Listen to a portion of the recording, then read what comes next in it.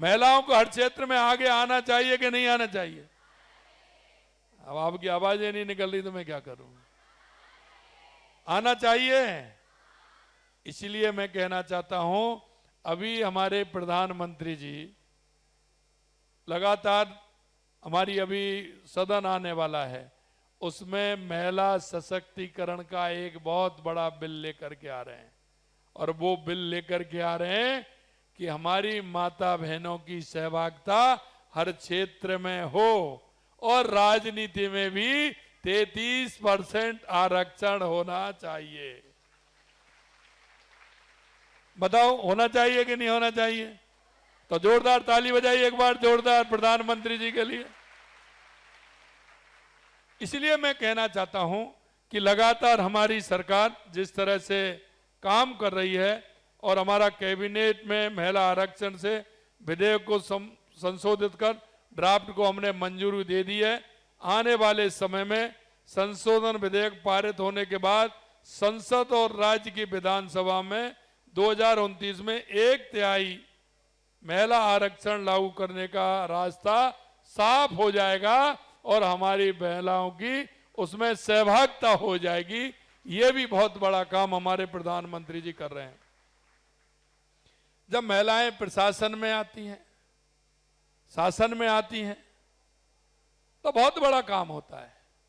और ये भी आप मान लीजिए, जब महिलाएं आती हैं तो महिला के दर्द को अच्छी तरह से जानती है, तो इसमें भी न्याय में भी सुविधा मिलती है, उनके प्रति न्याय की व्यवस्था भी मजबूत होती है। और इसमें साथ साथ में लगातार जिस तरह से प्रधानमंत्री जी ने काम किया है, हमने अभी आप देख रहे हैं कि हमने योजना के तहत गर्भवती एवं स्तनपान कराने वाली महिलाओं को केंद्र सरकार से 5,000 रुपए मिलते थे। इसके तहत भी 4,27,00,000 महिलाओं को 20,000 करोड़ रुपए से अधिक की सहायता दी है। प्रदेश में हमारी सरकार ने बढ़ा करके इसको 5,000 को 6,500 रुपए कर दिया, यानी 6,500 रुपए इसमें किया है। इसमें 11,58,000 गर्भवती महिलाओं को 576 करोड़ रुपए हमने दिए। पीएम पोषण योजना के तहत 11 करोड़ बच्चों को पौष्टिक भोजन हम दे रहे हैं। प्रधानमंत्री सुरक्षित मातृत्व अभियान के तहत 7,26,00,000 गर्भवती महिलाओं को स्वास्थ्य की जांच की गई है। मिशन इंद्रधनुष है, जो मृत्यु दर 48 से घटकर के 28 और नवजात मृत्यु दर 28 से घटकर 17% हो गई है, उस इंद्रधनुष योजना से टीकाकरण के माध्यम से।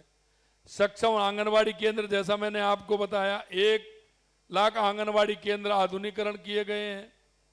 प्रधानमंत्री मुद्रा योजना का फायदा मिल रहा है। जनधन खातों का मैंने बताई दिया।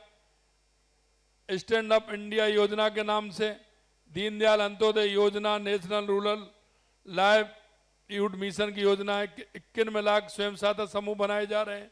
और एक सबसे बड़ा जो काम प्रधानमंत्री जी के नेतृत्व में हो रहा है, वो हो रहा है लखपति दीदी का। हमने राजस्थान के अंदर 20 लाख लखपति दीदियों को प्रशिक्षण दिया है और उनमें से 16 लाख बहनों को लखपति दीदी हमने बना दिया। पहले हम उनको 1 लाख रुपए देते थे, 1 लाख रुपए की सहायता देते थे। इस बजट में हमने 1 लाख से बढ़ा करके उसको भी 1.5 लाख रुपए कर दिया। और एक सबसे बड़ी बात मैं आपको बताता हूं, जब मैं लखपति दीदियों से संवाद कर रहा था, पूरे राजस्थान की बहनों से मैंने संवाद विभिन्न जिलों में किया, उनमें एक भी खाता एनपीए नहीं है। समय से उस खाते का भुगतान करती हैं और समय से पैसा निकालती हैं। ये सबसे बड़ी बात हमारी माता बहनों के अंदर है।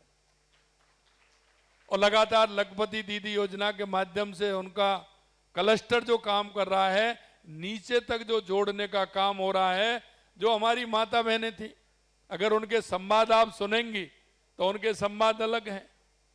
वो कहती हैं कि पहले तो हमसे कहते थे कि आप घर से मत निकलिए,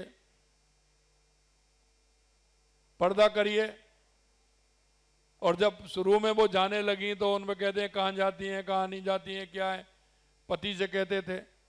और मेरी बहनें जब मेरे से ये कहती थी कि जब हम ससुराल जाते थे तो हम उन पर पैसे मांगते थे, हमें इतने पैसे दे दीजिए, तो बड़ी मुश्किल से देते थे, और जब मैं वापस आती थी तो हिसाब मांगते थे कि आप कितना खर्चा हो गया यार, वहां से विदा कितनी मिली है ये भी बता दो।